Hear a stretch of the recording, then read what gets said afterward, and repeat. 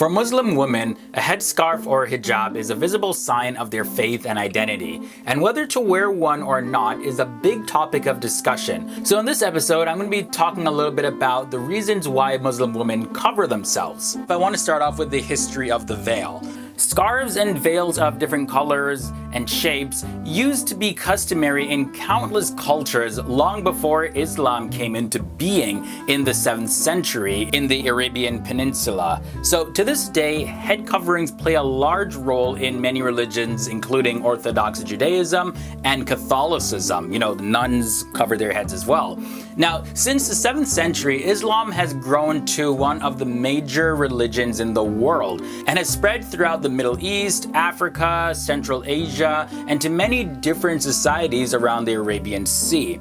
With that said, various local veiling customs for women have been adopted over the years. Now, some critics of the Muslim veiling tradition say that women do not wear the veil by choice and that they are often forced to cover their heads and bodies. On the flip side, many daughters of Muslim immigrants in the West argue that the veil symbolizes their devotion and that veiling is their own personal choice.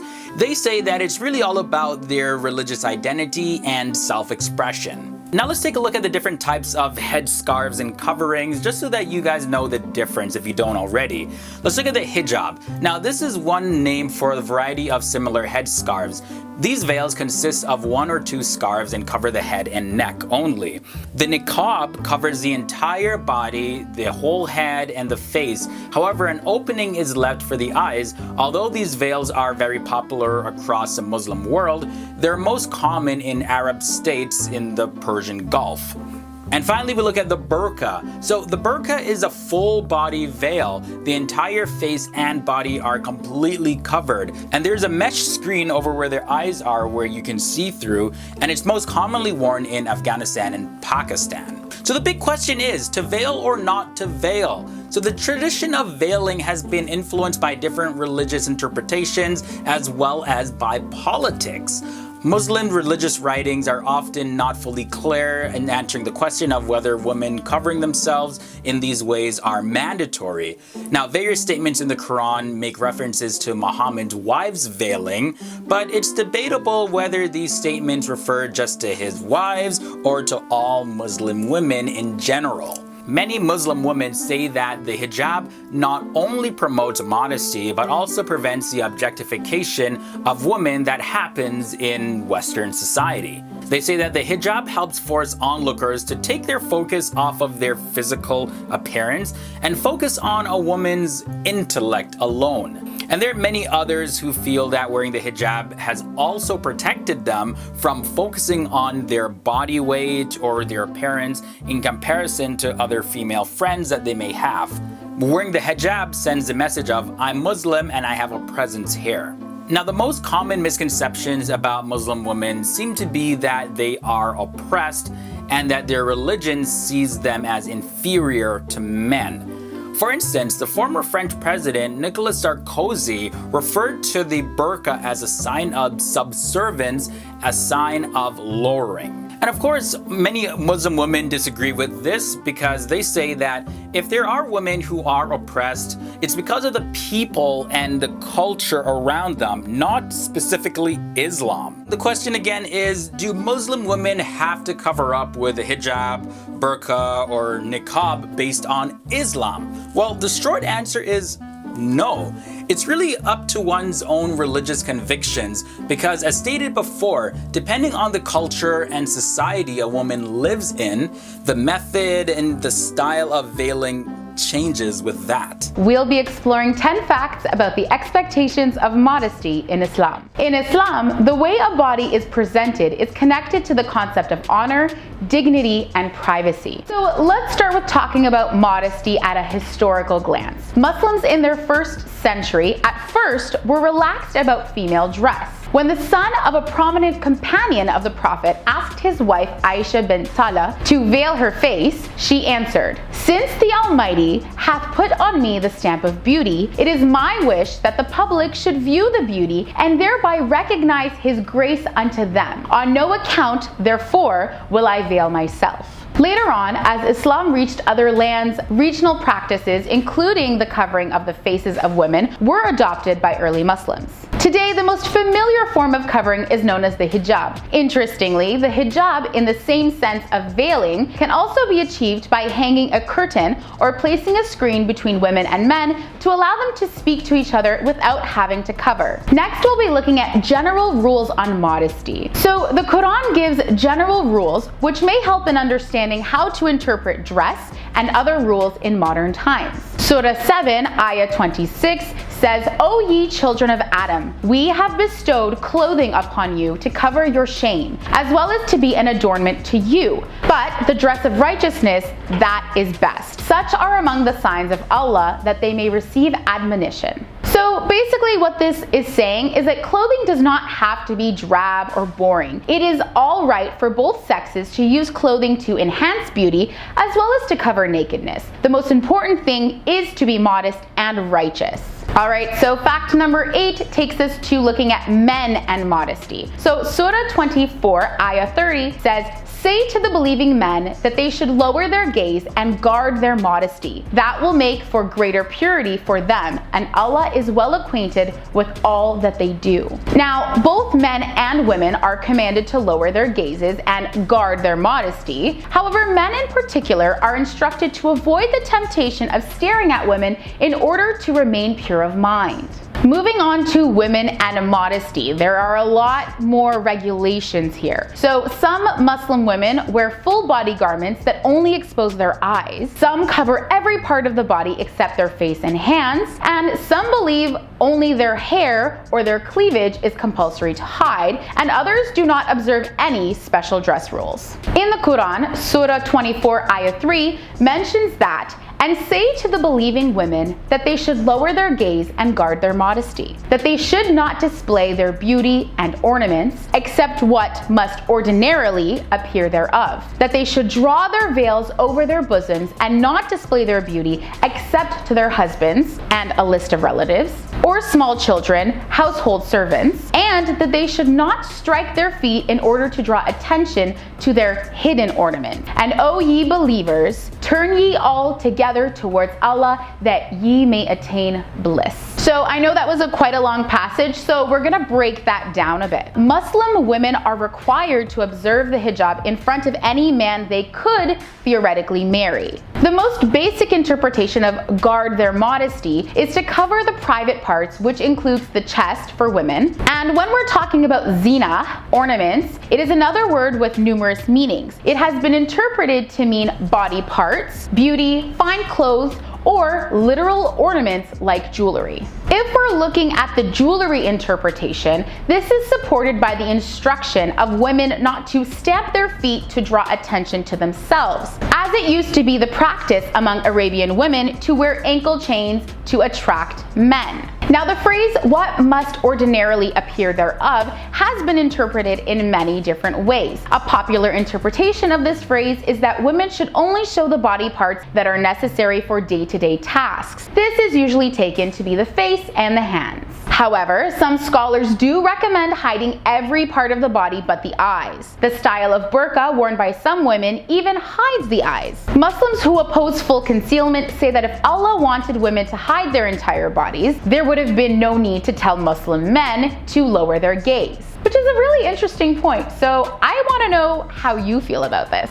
Next, we'll be looking at elderly women and modesty. So the rules are actually relaxed for elderly women. Surah 24, Ayah 60 says that such elderly women as are past the prospect of marriage, there is no blame on them if they lay aside their outer garments, provided they make not a wanton display of their beauty. But it is best for them to be modest, and Allah is one who sees and knows all things. Moving on to fact number 5, looking at modesty for the purpose of personal safety. Surah 33, Ayah 59 says, "O Prophet, tell thy wives and daughters and the believing women that they should cast their outer garments over their persons when abroad, God that is most convenient, and that they should be known as such and not molested. And Allah is often forgiving, most merciful. So this verse is directed to all Muslim women, and it indicates that dressing modestly in outer coverings such as the abaya or burqa allows for women to be recognized as Muslims and to avoid being harassed. Historically and even today, it is believed that it is not very safe for women to go out without covering, as they could be mistaken for prostitutes or assaulted. Now let's talk about a screening curtain. So when the Quran first mentioned the concept of hijab, it was not actually as just a veil or a headscarf. Hijab was used in the context of a barrier or screen, as in this Quranic verse, Surah 33, Ayah 53. And when ye ask the Prophet's wives for anything ye want, ask them from before a screen. That makes for greater purity for your hearts and for theirs. Taken in historical context, this verse seems to have been primarily intended to give the Prophet's wives some protection against nuisance visitors and people who were looking to gossip about them. Interestingly, gossip and slander were a great concern at the time that the verses relating to hijab were revealed. One set of verses, Surah 24, Ayah 1 and onwards, came immediately after the Prophet's wife Aisha was accused and acquitted of adultery. Moving on to our next fact, the Arabic word awra refers to the parts of the body which must be covered with clothing. Awra is any part of the body for both men and women which may not be visible to the public. It is interpreted differently depending upon the gender of the company that one is in. So for men, most Muslims accept that for men, everything between the navel and the knee is awra and therefore should be covered at all times. And for women, the rules are a little bit more complicated. There are a number of scenarios for women which are outlined. So in front of unrelated men, Muslim or non-Muslim, women must cover everything except the hands and the face. In front of close male relatives, awra is the navel to the knee and the stomach and the back. And in front of other Muslim females, awra is from the navel down to and including the knees. And moving on to talking about modesty between husbands and wives. So there are actually no restrictions on what a husband and a wife may show to each other in private. The Quran encourages married couples to enjoy each other's bodies. And looking at modesty for individuals in private, Islam highly values modesty. So even when alone, men and women are recommended never to be completely naked and to cover from the navel to the knee. Exceptions do apply, of course, where necessary, for example, taking a shower or going to the bathroom. And bringing us down to fact number 1, our last fact of today, we're looking at modesty and prayer. The Prophet, peace be upon him, said Allah does not accept the prayer of a woman who has reached puberty unless she wears a veil and has all parts of her covered that are considered to be awra. It is well accepted by most scholars that while praying, women must cover everything except the hands and face. It is forbidden to cover the face while praying unless a woman is in the presence of a man who is not of direct relation to her. Men must cover from the navel to the knee when praying. Muslim women wearing the hijab has been a topic of discussion and debate within Muslim circles as well as non-Muslim circles for a long time. And certain ideas of what the hijab is and also people's perceptions of what the hijab represents often clouds the real purpose and meaning behind the hijab. So let's start off with the lie at number 10. We have Muslim women are forced to wear the hijab. There is this big stereotype out there that Muslim women are all forced to wear a head covering, and this is a very popular misconception. Probably, yeah, like the most popular one. But Islam actually does not accept forcing someone into doing anything against their will.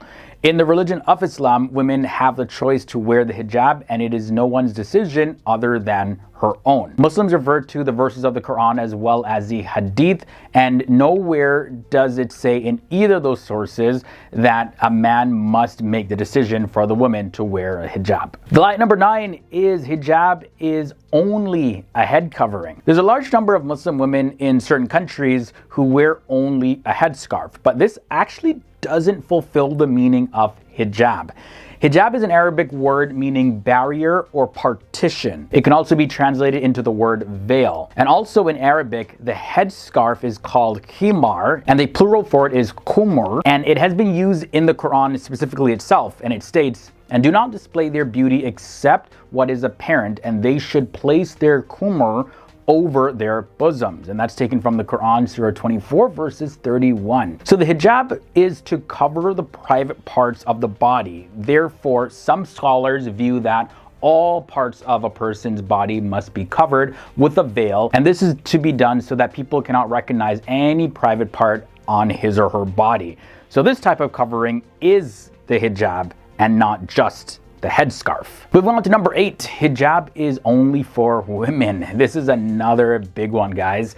The Quran says, and I quote, "Say to the believing men that they should lower their gaze and guard their modesty, and say to the believing women that they should lower their gaze and guard their modesty." And that's found in Surah 24, verses 30 to 31 of the Quran. So you see, these verses show that guarding modesty is not only for women, but it's also for men. So men and women have the same role towards promoting modesty. However, the appearance and the methods can be different in terms of the nature and the situation of covering up. Number 7 brings us the lie that all hijab wearing women are more religious. All right, guys, so just to clear this one up, just because somebody wears a hijab does not mean that they're more religious. This is the same as saying that Christians who go to church every single weekend are more religious than those who go occasionally. Well, Muslim women who wear the hijab do so because they want to be modest and want to follow God's directions to a purer life, among other reasons. But Muslim women who wear the hijab, it doesn't necessarily mean that they're more religious than Muslim women who don't. It just means that that's where they are on their journey in Islam. The next lie to look at is women who wear the hijab are uneducated. This is a very unfortunate misconception and lie that exists. On many occasions, people assume that women in a hijab are less intelligent than others who don't wear one. But hijab has nothing to do with education or intelligence. Let's take a look at the Arab world, for example. Women oftentimes surpass men in their education as well as in STEM skills. And by the way, STEM stands for science, tech, engineering, and math. As well as they often surpass men in participating in social causes. So it's actually common for hijabi wearing women in the Arab world to excel in education over men. Halfway to number 5, hijabis can't be successful. Now, a woman wearing a hijab can do her job and succeed in her career just fine. There are many Muslim women who contribute to society and are very successful in their life while still wearing the hijab. One of the earliest examples is Aisha, the last wife of the Prophet Muhammad, and she's one example of women excelling. She didn't need to uncover herself to live a great life, and she actually contributed a lot to the writings of the Hadith and became a well-known scholar. So Muslims teach that the hijab is to really protect a woman, not to hinder them in any progress and development of their life. The lie number 4 is the hijab is never taken off. This is a common one in high schools and universities and colleges, but Muslim women are to wear the hijab when they go outside, they pray, as well as when they're with somebody of the opposite gender. But the men that she can uncover herself before are men that she can't marry, like her father, grandfather, nephew, brother, or uncle. But they should cover in front of men that they could potentially marry. So a Muslim woman does not always have to have their hijab on. They don't sleep with it, nor do they shower with it. Yeah, some people ask that, if a Muslim woman showers with it on. No. Next up, let's look at number 3. Women who wear hijab can't be feminists. Well, feminism is not defined by bikinis or body coverings. It's about female empowerment. In fact, women who cover their hair are promoting feminism even if they don't explicitly say that that's what they're doing. When a woman stands up for themselves, as well as they stand up for other women and wear the hijab and promote that as their choice, that is feminism. Lie number 2, practicing women wear hijab. According to research conducted by Sarin Karasu, religiosity is linked to commonly Islamic associated practices such as wearing the hijab. But whether a woman's hair is covered is a bad rule of judgment for how religious she is. Some women wear the hijab but don't pray regularly or fast during the month of Ramadan, which are, as a matter of fact, obligatory in the religion of Islam.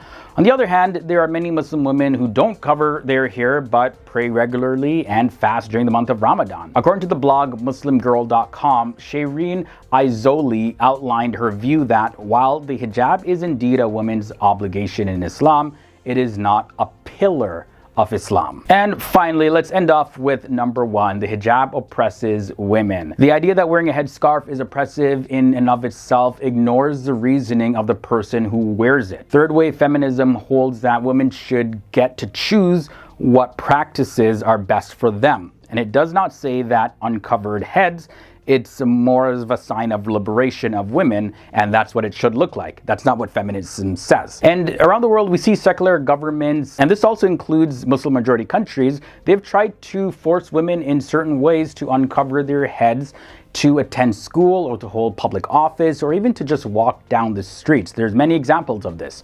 As a matter of fact, even today, France infamously imposes legal restrictions on wearing the hijab. But with that said, voluntarily covering oneself can be an act of empowerment, not subjugation and oppression, and trying to force women to uncover, well, that would be oppression. Muslim women traditionally cover their heads with the Islamic principle of dressing modestly in mind. First thing you gotta know is that hijab means curtain or partition. It does not mean headscarf. The Quran uses forms of the words kimir and jilbab, but not the actual word hijab when it comes to describing a woman's dress. Now the kimir means cover and is what we would call a scarf, and a jilbab is an outer garment. But now the term hijab has become a normal way of describing a Muslim woman's head covering. But Sharia rules on modesty are about more than just covering the hair. It deals a lot with your entire attire, your conduct in public, all really to protect people from sexual advances that are very inappropriate. So much more I can say about that, but moving on to the next fact.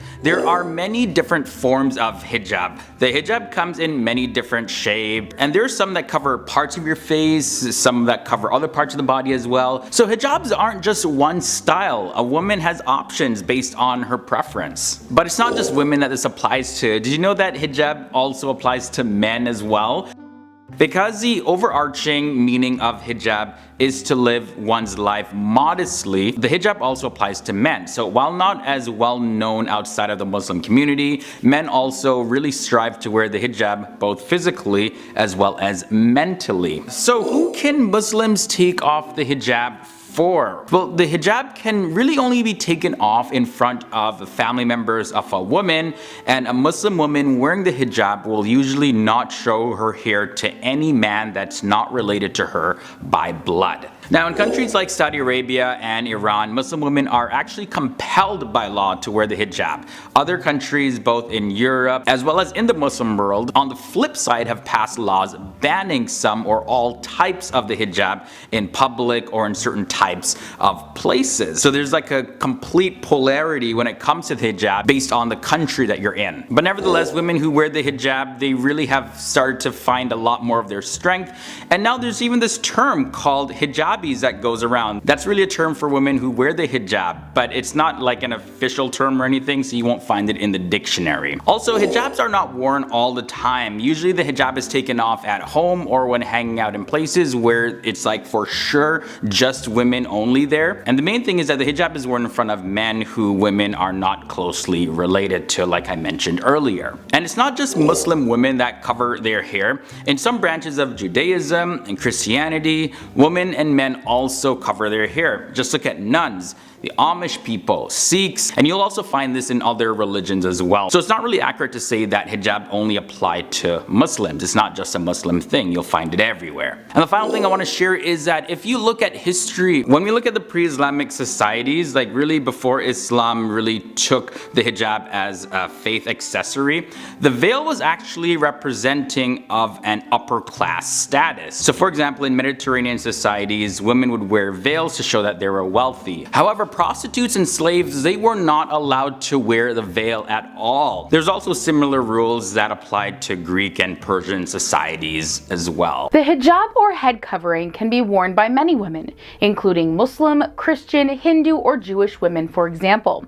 But wearing the hijab or head covering is done for many reasons that you may not be aware of. Starting off at number 10, a sign of respect. Not all women choose to wear the hijab. Some women wear alternative versions known as head coverings, head scarves, or head wraps. In many instances, women don't cover their heads consistently for religious purposes, but instead as a sign of respect or obligation. For example, as a sign of respect, many women choose to or are asked to wear a head covering when entering certain places of worship.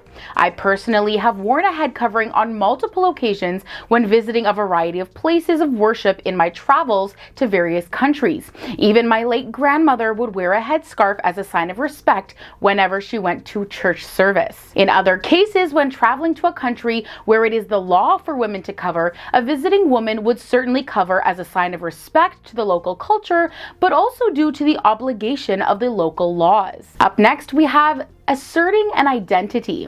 Wearing the hijab or head covering is also a tool used by many women in asserting identity. French and British colonizers encouraged Muslim women to remove the veil and emulate European women. Consequently, in North African and Middle Eastern countries, the veil became a symbol of a national identity and opposition to the West during independence and nationalist movements. Today, some women wear the hijab to signal pride in their ethnic identity in history, and to send the message that they will not be changed to simply blend in with the masses. This is particularly important for hijabis living in countries where there has been an increase in prejudice, religious and cultural intolerance, and Islamophobia. Up at number 8, we have comfort. Some women just feel more comfortable wearing a hijab or head covering. For many, once they get used to applying the hijab every day or the head covering, it becomes like second nature and actually feels weird not to wear it.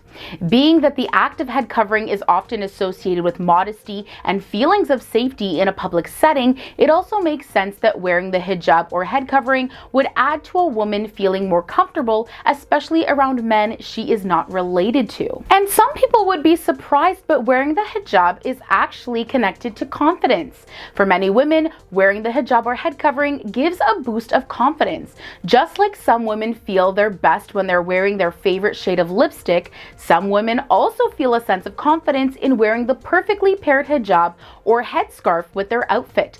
Women take great care in how they wear and style their head coverings. Many women adding jewels or decorative pins, or even braiding or pleating techniques in the fabric of their head coverings. Indeed, a head covering or hijab can also be used as a fashion statement to complement an outfit, thus increasing pride and confidence in how a woman presents herself to others. It can also be used as an external declaration of faith. For some women, wearing the hijab or head covering gives them a sense of pride in wearing a visible declaration of their faith. Women can proudly wear their head coverings knowing that they are representing their religion or their culture, as well as setting a good example for others who share their same faith or culture.